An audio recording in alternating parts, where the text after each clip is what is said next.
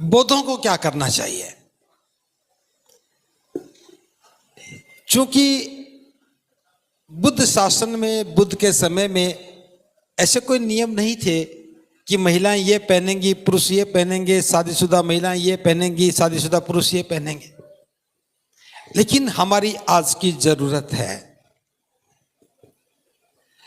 और हम सामाजिक आवश्यकताओं को देख करके ही विषय का चुनाव करते हैं। हम जो बात कर रहे हैं इनका सरोकार हमारे जीवन से है। हमारे जीवन को हम कैसे सुंदर बना सकते हैं उससे है, और इससे भी कहीं ज्यादा हमारी स्वतंत्रता से है। अगर मैं बात करूं, पहनावा भी स्वतंत्रता का या गुलामी का परिचायक होता है।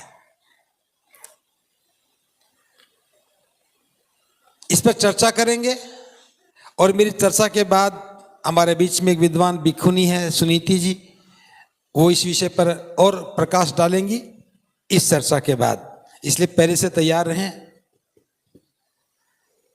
विभिन्न सामाजिक एवं धार्मिक आयोजनों में श्वेत वस्त्र अनिवार्य रूप से पहनने चाहिए।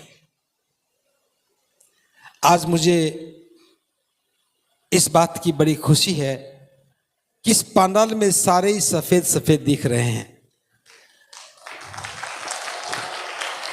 बस कामना करता हूं कि आपके सिर के बाल भी सफेद होते तो दम और मैच्योर नजर आता। लेकिन क्योंकि ये आपकी युवा अवस्था है इसलिए बाल काले हैं, लेकिन सफेद कपड़े हैं, बहुत सुंदर बात है। मैं पूछ रहा हूं आपसे, आप लोगों ने पैंट कमीज पहनना किसको देख करके शुरू किया? एक नाम बताओ। बाबा साहब। बाबा साहब को देख करके पैंट और कमीज पहनना, पैंट और कोट पहनना किसने सीखा? हाथ ऊपर करेंगे। ओके, अगर मैं इस बात को थोड़ा दूसरे तरीके से कहूं, बाबा साहब को देख करके सिर्फ पुरुषों ने सीखा या महिलाओं ने भी सीखा? ईमानदारी से बताइए। इसका मतलब महिलाएं महापुरुषों को देखती नहीं है, देखती हैं तो सीखती नहीं है, या फिर कोई इसके पीछे कोई और बात है। वो देखती भी हैं, सीखती भी हैं, लेकिन आप शायद उन्हें देखने या सीखने नहीं देते हो। वस्त्र पहनना भी स्वतंत्रता का विषय है। मैंने कहा हम राजस्थान में खड़े हैं। राजस्थान की महिलाएं स्वतंत्र नहीं है वस्त्र पहनने के लिए,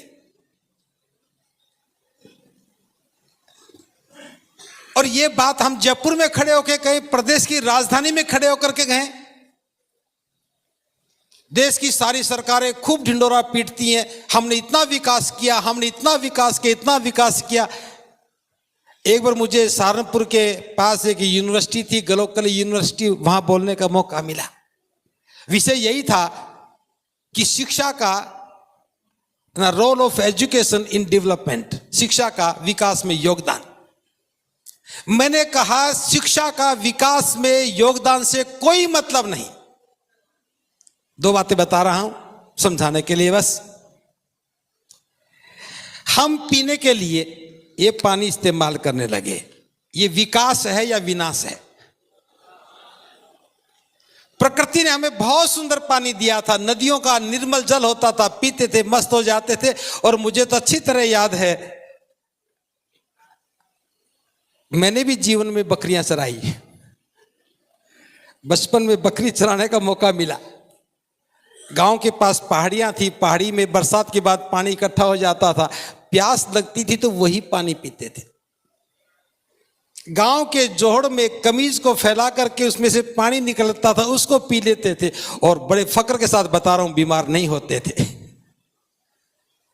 और आज नल का, टैप का, नदी का पानी पी लेते थे, बीमार हो जाते हैं। किसने किया? हमारी नॉलेज ने। और फिर उस पानी को दिल्ली के सारे पढ़े लिखे लोग सीवरेज में पानी डालते हैं, पानी को यमुना में डालते हैं, फिर यमुना को फिल्टर करते हैं, फिल्टर करने के बाद कहते हैं हमने पानी को फिल्टर कर लिया, और 20 रुपया दे करके खरीद लेते हैं और बड़े खुश होते हैं हम पढ़े लिखे हैं, फिल्टर का पानी पीते हैं।